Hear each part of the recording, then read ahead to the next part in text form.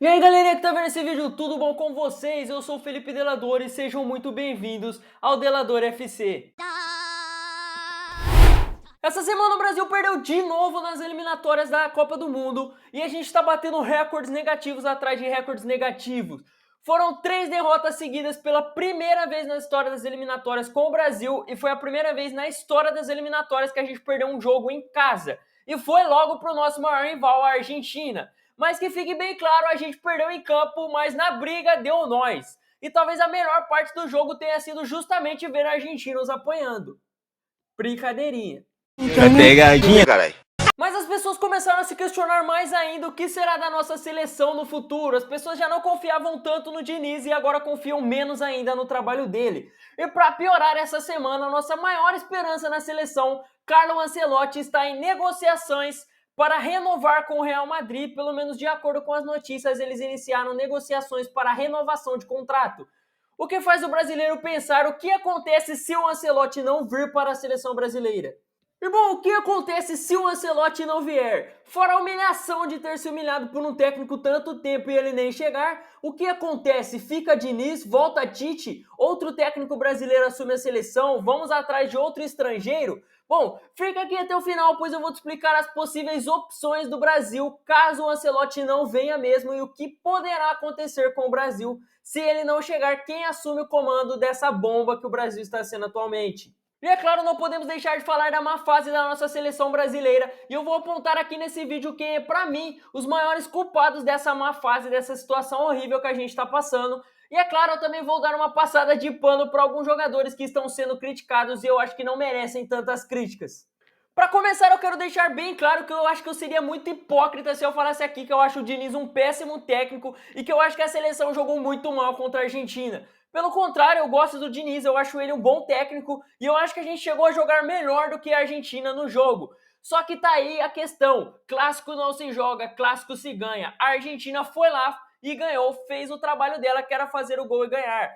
Dane-se jogar melhor, o importante é sair com o resultado. Inclusive, de quem foi a ideia idiota de ficar provocando os argentinos quando eles estavam saindo de campo? Os jogadores da Argentina iam sair de campo por conta da briga dos torcedores que estava rolando, dos argentinos que estavam apanhando ali. E aí, simplesmente, os jogadores brasileiros começaram a gritar e chamar eles de covarde e eles acabaram indo pro jogo. Que ideia de jirico, os caras iam embora, a gente poderia até ter ganhado de WO. Deixa os caras embora, pelo menos a gente não tinha perdido. E assim, eu vou dar uma passada de pano meio monstro aqui.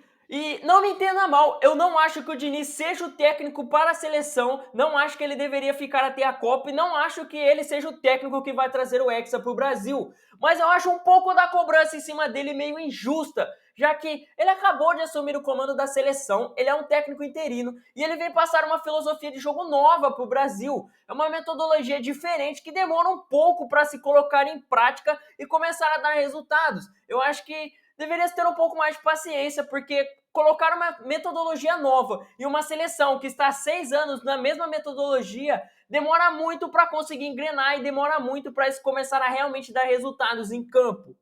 E o Diniz, ele é um cara que historicamente ele precisa de muito tempo para os seus times engrenarem. Não foi do dia para a noite que o Fluminense se tornou campeão da Libertadores, foi um trabalho de anos e aí sim o time começou a engrenar, entender a metodologia e deu certo. E claro, eu acho que o Diniz errou, por exemplo, no jogo contra a Colômbia, quando ele tirou o Rodrigo, que estava sendo melhor em campo, mas não foi o Diniz que deu um baita de um espaço para os caras cabecearem contra a Argentina, e muito menos ele que chutou fofo cara a cara com o goleiro. Mas óbvio que eu também vou criticar, porque apesar de eu gostar muito do Diniz e da sua metodologia, eu acho que ele não era um cara pronto, eu acho que ele não tinha o currículo suficiente ainda para assumir a seleção. Óbvio, hoje ele é o atual campeão da Libertadores, mas quando ele foi anunciado como técnico interino da seleção, nem isso ele tinha ganhado ainda. Então eu acho que ele não tinha o currículo necessário para assumir uma seleção pentacampeã mundial. Na minha opinião, o Diniz ainda tem muito a fazer por clubes para depois aí sim assumir a seleção, talvez daqui 4 ou 8 anos. Afinal, eu acho que um técnico precisa estar um pouco mais maduro e pronto, ele precisa ter mais experiências em clubes, conseguir trabalhar melhor no seu clube para depois ele assumir uma seleção, principalmente uma seleção tão grande, uma seleção pentacampeã mundial. e principalmente no momento onde a pressão está lá no alto, a cobrança em cima do técnico que estiver na seleção vai ser muito alta, mas talvez também o Diniz nunca seja um técnico para a seleção, e eu acho que não tem nada de errado em um técnico admitir que ele é um técnico para clubes. Isso não tem nada de errado, afinal, quando você treina um clube, você tem todo dia para treinar, todo dia para conversar e explicar a sua forma de jogar.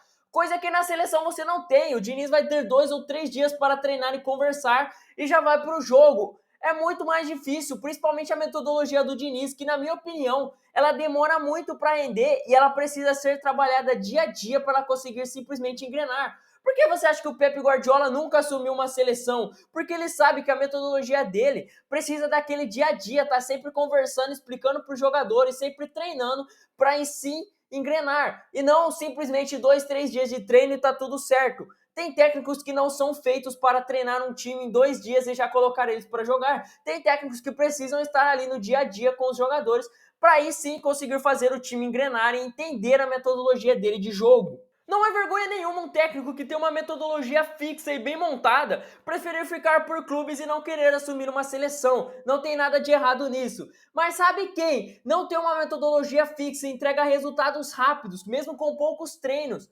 e pode assumir a nossa seleção? Isso mesmo, Carlo Ancelotti, o possível técnico do Hexa. E como eu já disse, eu gosto do Diniz, mas eu não pensaria 2 vezes entre ele e o Ancelotti para escolher o italiano. Até porque o Ancelotti ele é um cara que ele não tem uma metodologia fixa, ele se adapta ao time que ele tem, ele vê o time que ele tem e aí ele monta uma estratégia em cima. Tanto que os times dele sempre jogam diferente, não é sempre o mesmo estilo de jogo.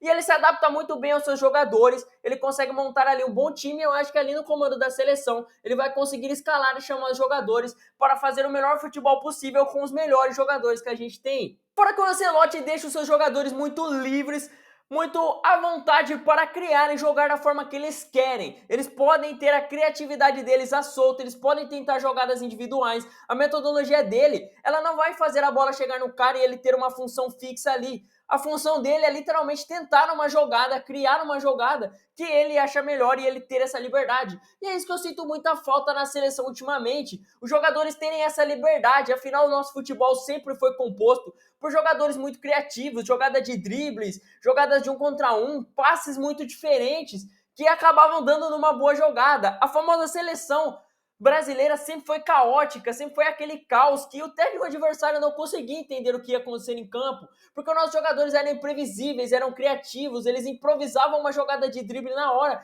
que ia dar muito resultado, que ia dar aquele gosto de ver ele driblando o zagueiro, abrindo uma brecha e sendo mais objetivo no jogo, obviamente, também, sem firula, mas tendo liberdade para poder fazer 1 contra 1, para poder driblar à vontade, sem o técnico xingando ele na beira de campo o jogo inteiro. Fora que o Ancelotti, historicamente, por clubes, ele sempre se deu muito bem com brasileiros. Hoje em dia, o Vinícius Júnior é um grande craque na mão dele, o Rodrigo é um grande jogador na mão dele. O Kaká foi melhor do mundo, graças ao Ancelotti, ele se deu muito bem com o Ancelotti. E eu vejo muita gente falando assim, ai, mas o Ancelotti é estrangeiro, a seleção tem que trazer brasileiros. Cara, ter um técnico mais brasileiro do que o Ancelotti... Mano, a melhor foto da história do futebol é o Ancelotti fumando com os jogadores brasileiros. E se alguém me perguntar se o Ancelotti é a melhor opção para a seleção brasileira, eu claramente vou falar que sim. Na verdade, de todos os nomes que foram cogitados na seleção, para mim, ele é o único que me passa realmente esperança de ganhar alguma coisa na mão dele. Eu acho o Ancelotti um baita técnico, um técnico excelente, e de todos os nomes especulados, ele é o que realmente me dá um pouco de esperança de ganhar o Hexa. Não que os outros técnicos sejam ruins, os nomes especulados no Brasil são muito bons, mas o único que realmente me passa uma vibe de que pode ganhar uma Copa do Mundo se assumir agora é o Ancelotti. Ancelotti é gigante no futebol mundial, ele ganhou tudo o que ele podia por Real Madrid e Milan, simplesmente os 2 maiores times do mundo, e isso me dá uma esperança dele assumir a seleção também, porque por clubes ele já zerou o futebol, talvez ele queira experimentar algo novo, tentar ganhar uma Copa do Mundo, tentar ser grande também por seleções. Imagina tudo o que ele já conquistou e mais uma Copa do Mundo no currículo. Seria incrível de se ver, ele claramente se tornaria o maior técnico da história do futebol. E a gente tem muitos bons nomes na seleção, tem o Vinícius Júnior, o Rodrigo, o Neymar, o Martinelli, tem o Endrick vindo aí, tem muitas promessas surgindo aqui no Brasil. Ele com certeza teria um bom elenco para ganhar a Copa do Mundo. E como ele é um técnico muito bom, ele poderia sim ganhar a Copa do Mundo e cravar seu nome mais ainda na história do futebol. Mas infelizmente essa semana, como eu já disse, começaram a surgir rumores e notícias sobre o Ancelotti e Real Madrid ter iniciado as negociações para ele renovar o seu contrato. E bom, eu não posso negar que isso me assusta porque motivos para renovar o Ancelotti tem. No lugar do Ancelotti sendo o ídolo e técnico do maior clube do mundo, tendo confiança total da torcida, dos jogadores e da presidência do clube, um time que pode dar dinheiro e os melhores jogadores para ele montar o melhor elenco possível, principalmente com o investimento alto que o Real Madrid pretende trazer na próxima temporada, por que não renovar? Por que ele iria querer sair? E aí fica a questão, se o Ancelotti não vier mesmo, se ele renovar com o Real Madrid, quem poderia assumir a seleção? Quem viria para o lugar dele? E qual das opções poderia dar conta de assumir a seleção nesse momento, fora o próprio Ancelotti? Não tem notícias tão fortes assim de técnicos que podem assumir a seleção brasileira caso o Ancelotti não chegue. Mas temos especulações e notícias de técnicos que foram falados há pouco tempo atrás, logo após a saída do Tite, que podem chegar. E as únicas opções que realmente foram noticiadas como um plano B do Brasil, é óbvio, é a permanência do Diniz, é ele ser efetivado, e a outra opção para o Brasil é o Mourinho. Segundo alguns jornais, o plano B da CBF, caso o Ancelotti não chegue, é realmente o Mourinho. Mourinho esse que já disse que não pretende ficar na Roma depois do final dessa temporada, mas que no começo do ano, em janeiro, já negou assumir a seleção. Acho boa opção? Não. O Mourinho é um técnico gigante na história do futebol. Ele tem títulos e títulos, uma coleção de títulos. Em mata-mata, ele realmente é um técnico muito bom. Mas eu acho que o estilo de jogo dele já está ultrapassado. E eu também acho que o estilo de jogo do Mourinho não combina com a seleção, diferente do estilo de jogo do Ancelotti.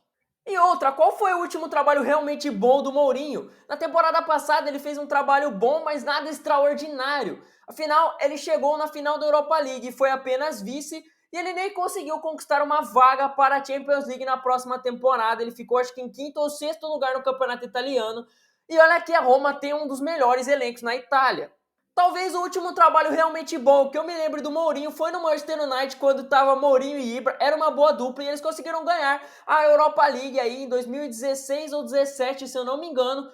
Para mim foi o último trabalho realmente bom que o Mourinho apresentou por clubes e por isso que eu acho que talvez não seja uma aposta tão boa assim trazer o Mourinho nesse momento. Eu acho que mesmo com o currículo extenso e gigantesco que o Mourinho tem, seria uma aposta muito grande trazer ele. E me desculpem os fãs, mas no momento eu acho o Mourinho muito ultrapassado e eu acho que o estilo de jogo dele não combina em nada com a seleção brasileira. Eu acho que seria muito arriscado trazer um cara como ele. A outra opção seria o Brasil efetivar o Diniz, seria ele ficar, e eu acho isso muito difícil.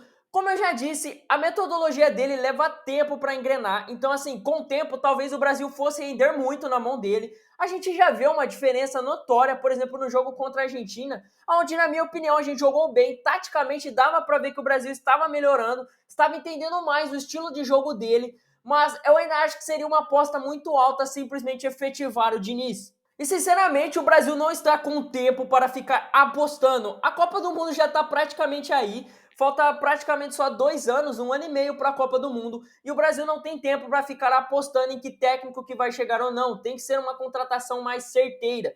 Eu entendo que a Argentina apostou no Scaloni e deu muito certo. Eles ganharam praticamente tudo aí em 4 anos. Mas nem sempre isso vai dar certo. Isso é 1 em 1 milhão. E eu acho que o Brasil não tem tempo para ficar arriscando igual a Argentina arriscou.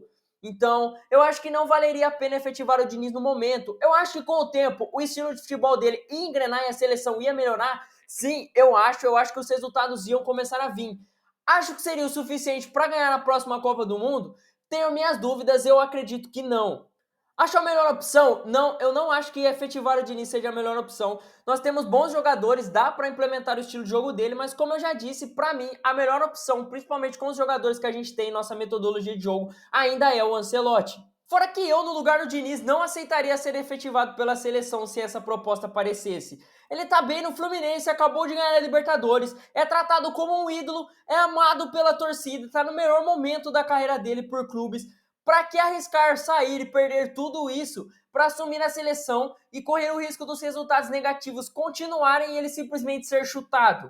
Óbvio, tudo pode mudar, em 2026 a gente pode até ganhar a Copa, mas eu deixo aqui bem claro, se o Brasil ganhar a Copa em 2026 com o Diniz no comando, eu faço um vídeo pedindo desculpa e ainda faço uma tatuagem dele segurando a taça.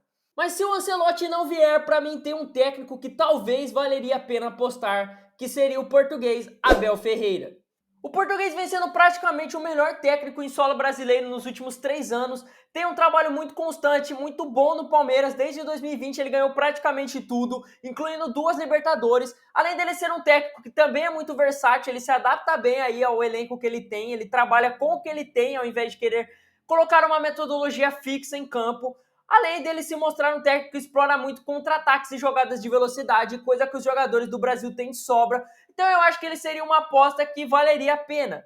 Infelizmente a chance disso acontecer é muito baixa, apesar dele já ter sido sondado pela seleção brasileira. Atualmente ele está sendo sondado pelo Benfica, país onde ele nasceu e onde ele quer voltar, o seu país, então é uma opção que ele tem aí. Além dele ter uma proposta do Qatar que é onde ele poderia ser o técnico mais bem pago do mundo e ele tem essa opção na mesa dele também, além dele poder ficar no Palmeiras, onde ele está aí há 3 anos conquistando tudo, ele tem confiança da torcida, do elenco, da presidência, ele sabe que dali ele não vai cair, ele não vai ser chutado a qualquer momento, ele tem um elenco que ele pode ganhar títulos toda a temporada, então ele tem aí 3 propostas em mesa, muito melhor do que assumir a seleção nesse momento, nessa fase horrível que está, onde a pressão em cima é muito alta e ele pode ser chutado a qualquer momento por 2 ou 3 jogos com resultados negativos.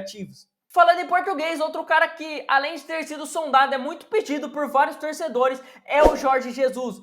E eu, sinceramente, não entendo por quê. Eu entendo que o trabalho dele no Flamengo em 2019 foi muito bom, foi um trabalho sensacional, um dos melhores trabalhos de temporada que eu já vi aqui no Brasil, mas depois que ele saiu do Flamengo, ele não fez mais nada. E a gente está falando de aí pelo menos 3 anos sem nenhum trabalho realmente convincente. Fora que 2019 foi há 4 anos atrás e depois disso ele não teve um trabalho realmente bom. Para mim, o trabalho dele no Benfica foi bem medíocre, inclusive o Benfica melhorou muito depois da saída dele, foi até campeão português.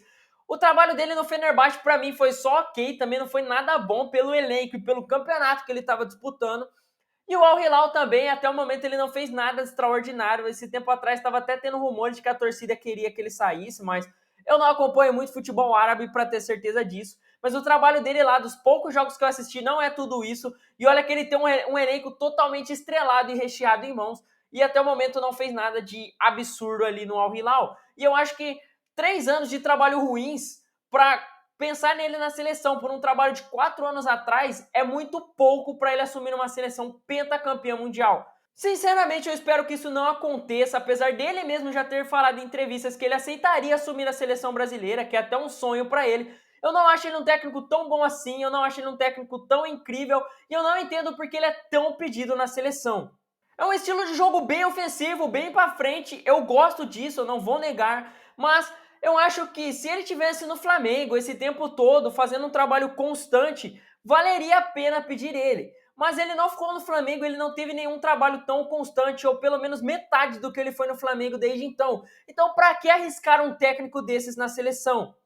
Se fosse como Abel Ferreira, que está há 3 anos aqui no Brasil, um trabalho constante, mostrando aí seu trabalho muito bem feito aqui, eu até entenderia. Mas um técnico que não fez nada de relevante há 3 anos, e olha que ele teve elencos muito bons em mão, eu não entendo para que pedir ele na seleção, uma seleção tão grande quanto o Brasil, com 5 títulos de Copa do Mundo, trazer um técnico desses eu acho que não valeria a pena a aposta. Outro técnico bem falado para assumir a seleção seria o Dorival, que fez trabalhos excelentes nos últimos 2 anos com o Flamengo, ganhando a Copa do Brasil e a Libertadores, e no São Paulo, onde ele ganhou a Copa do Brasil. E ele é um técnico que eu gosto, ele consegue trabalhar e dar resultados muito rápidos. Ele assumiu o Flamengo e São Paulo e logo os times engrenaram, começaram a ganhar jogos, dava para ver como mudava o futebol desses clubes quando ele chegou. E a seleção precisa disso nesse momento. A gente precisa de um cara que consiga chegar e trabalhar rápido, já entregar resultados, até porque o cara que chegar agora, provavelmente ele já vai pegar a Copa América logo em seguida. Então ele precisa conseguir trabalhar rápido com a seleção.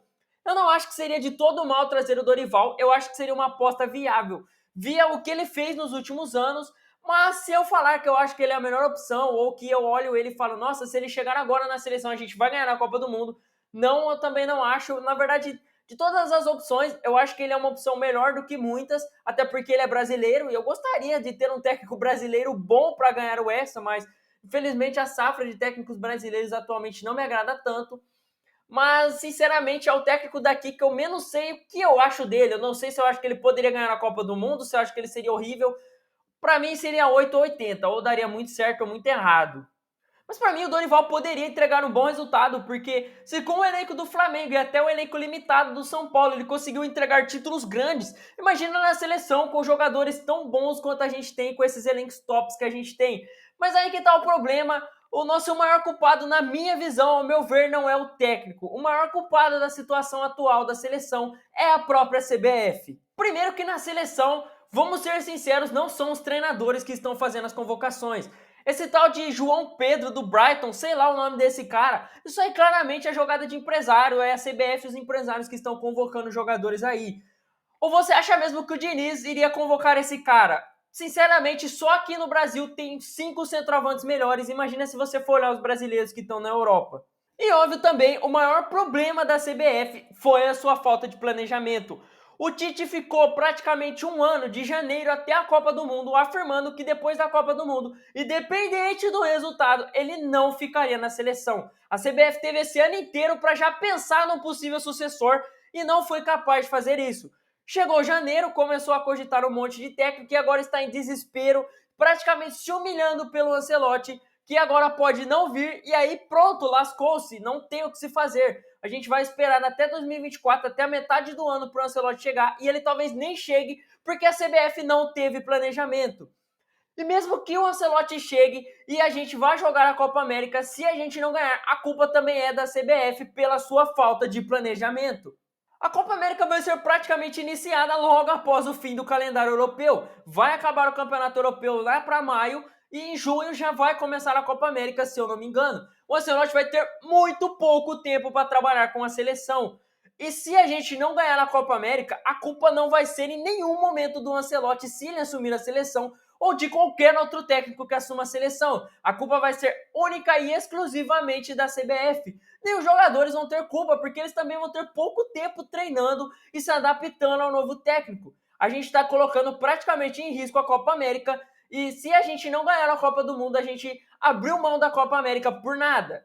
O Ancelotti é um técnico muito bom, não me surpreenderia se ele chegasse em um mês, já ganhasse a Copa América, mas infelizmente é muito pouco tempo de trabalho, com um monte de seleções que estão tendo um trabalho mais longo, para ele chegar e a gente cobrar dele um título de Copa América logo de cara. E para piorar, se o Ancelotti não vir, a gente perdeu 2 anos praticamente de preparação com um possível novo técnico da seleção. Se eles efetivarem o Diniz, ele vai ter tido aí um pouco tempo a mais. E se eles não efetivarem o Diniz, é capaz da gente perder mais um ano e o próximo técnico assumir a seleção faltando um ano para a Copa do Mundo. Porque a gente não teve planejamento e a CBF não tem um plano B de verdade. Os planos B da CBF são ou efetivar o Diniz, que não vem entregando resultados de momento, ou o Mourinho, que já deixou bem claro que até o momento ele não tem intenção nenhuma de assumir a seleção brasileira. Em campo, eu acho que o Diniz ele tem sim a sua culpa dos resultados negativos da seleção. Contra a Colômbia, por exemplo, o Rodrigo vinha sendo o melhor jogador da seleção e ele simplesmente tirou o Rodrigo, sendo que era um jogador que estava criando muito lá em cima. Quando o Vinícius machucou, eu acho que ele errou em colocar o centroavante lá do Brighton. Eu acho que ele devia ter metido o louco e colocado o Endrick, que tem muito mais potencial. Então, assim, eu acho que ele errou, mas eu não acho que o Diniz seja o maior culpado do momento da seleção. Para mim, eu vejo 2 problemas na seleção muito maiores do que o Diniz. Um deles é a nossa zaga, a nossa defesa. Eu acho que a nossa zaga está totalmente ultrapassada com Marquinhos e Magalhães. Nos últimos 2 jogos, nos 3 gols que a gente tomou, foram gols de cabeça porque a defesa deu totalmente espaço para os caras cabecearem, dando um espaço que qualquer jogador com um pouquinho só de talento faria um gol, até um jogador mediano faria esses gols. Para mim já está na hora de renovar, chega de Marquinhos, chega de Magalhães. A gente tem bons zagueiros aqui no Brasil, como o Beraldo. A gente tem zagueiros bons jogando lá fora em times medianos, como o Robert Renan ou como o Murilo, mas que tem muito potencial, são excelentes zagueiros, mostram que mereciam pelo menos uma oportunidade na seleção. Mas para mim tem outra coisa que está fazendo muito falta na seleção nesse momento, que é centroavantes. Uma coisa que eu tô sentindo muito falta na seleção brasileira é um centroavante de verdade. Aquele cara que faz pressão na área, que a bola chega em poucas vezes nele e ele consegue cravar o gol. Aquele cara que o goleiro sente medo só de ver ele chegando na área para chutar. Aquele cara que em poucas finalizações ele vai conseguir fazer o gol. O verdadeiro homem-gol da seleção. Coisa que a gente não tem faz tempo. Nossos centroavantes são esse João Pedro do Brighton, são o Richarlison e, é claro, o Gabriel Jesus, que depois do jogo contra a Argentina, ele deu uma entrevista falando que talvez o maior forte, o maior talento dele não seja fazer gols. Como que a gente leva um 9 para a seleção que diz em entrevista que o potencial dele não é fazer gol, que ele ajuda de outro jeito? Você é centroavante, você tem que fazer o gol, é isso que a gente espera de um camisa 9 da seleção. Olha o nível do cara que a gente tá levando para a seleção. Nem ele se acha bom para fazer gol, como que eu vou achar? Pô, fica difícil defender assim. Eu acho que a gente tem centroavantes incríveis aqui no Brasil. Como eu já falei aqui no canal, pra mim a nossa safra de camisas 9 de centroavantes é excelente. Tem o Endrick, que foi pra seleção e eu acho que merecia ter jogado mais. Tem o Vitor Roque, que apesar de estar machucado, tem muito potencial. E é claro, tem o Marcos Leonardo, que pra mim não faz sentido ele não ter sido convocado. Ele é um cara goleador, a bola chega nele, ele vai cravar, ele precisa de poucas oportunidades para isso, ele consegue ter muitos gols, se destacar muito, jogando aquele time praticamente lixoso do Santos, onde a bola nem chega com tanta qualidade, ele consegue cravar pra caramba. Pra gente ter esses caras e levar Richarlison, Gabriel Jesus, por favor, já deu a hora desses caras na seleção, a gente precisa reinventar, a gente precisa inovar. E para mim hoje a seleção está muito carente de duas posições, que são os laterais, que na minha opinião, na esquerda, a gente só tem o Carlos Augusto de lateral, que realmente é bom, eu acho que ele faz um trabalho, principalmente defensivamente, muito bom. Ofensivamente ele para mim só é ok, mas na direita a gente não tem praticamente ninguém, e eu acho que a gente está muito carente de meia armadores. A gente tem praticamente dois meia armadores para a seleção atualmente, que é o Neymar e é o Paquetá. Fora eles, eu mesmo não consigo nem lembrar de um nome que possa chegar na seleção e ser o meio armador da seleção na ausência desses caras. Só que o Neymar tá machucado e o Paquetá tá nessa treta da justiça de esquemas de apostas e até ele provar a inocência dele, até ter um veredito, a seleção realmente não quer convocar ele para não se envolver em polêmicas. E aí lascou, a gente não tem um meio armador, a gente não tem um cara criativo para armar, para fazer o jogo fluir, para fazer aquela jogada diferente, para, sabe, criar de verdade. A gente está muito carente de armadores no Brasil. Eu acho que a gente precisa aí revelar mais meia armadores aqui, porque tá em falta.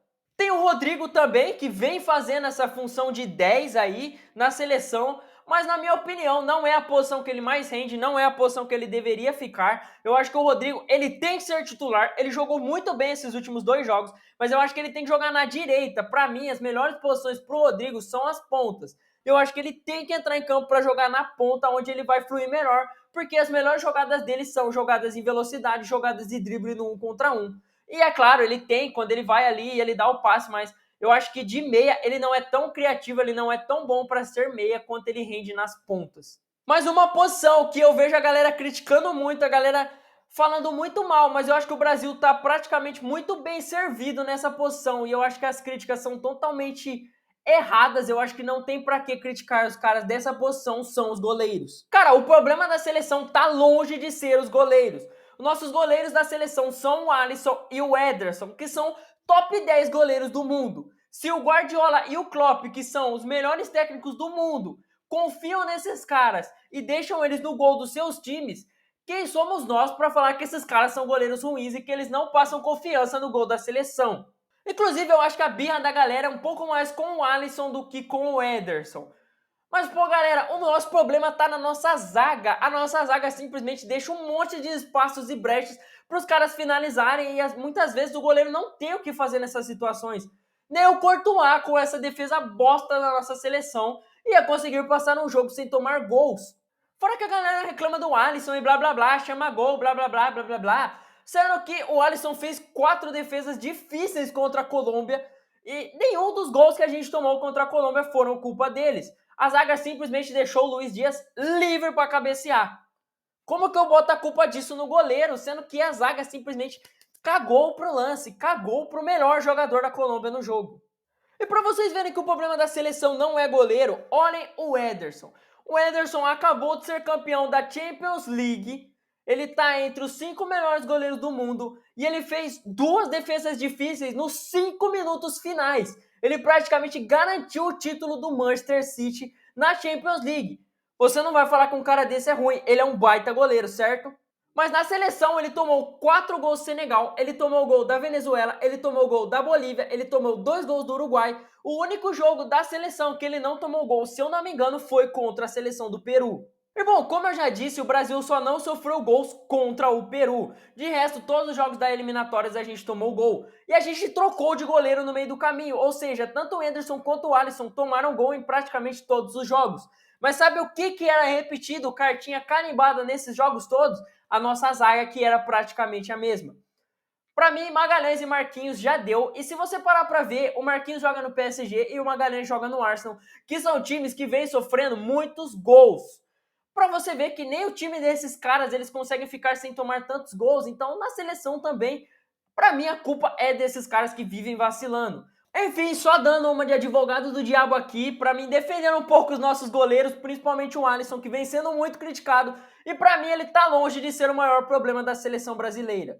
E também eu ficarei muito na torcida para o Ancelotti realmente chegar, até porque eu quero muito ganhar na Copa do Mundo. O Brasil foi penta 4 dias antes de eu nascer, o que significa que em toda a minha vida eu nunca vi o Brasil ganhar a Copa do Mundo. Eu gostaria muito de ver isso e o Ancelotti é a única das opções que a seleção fala que realmente me passa uma esperança de que em algum momento eu vou ver o Brasil ganhar na Copa do Mundo sem ser por vídeo no YouTube. E você, quem acha que seria o técnico que pode trazer o Hexa pro Brasil e qual você acha que atualmente é o maior culpado dessa péssima fase da seleção brasileira? Comenta aqui embaixo pra mim saber, deixa o seu like e se inscreve no canal pra dar aquela força. Muito obrigado por ter assistido até aqui, muito obrigado pelo seu tempo, ele é muito importante. Eu vou ficando por aqui, até o próximo vídeo, tamo junto!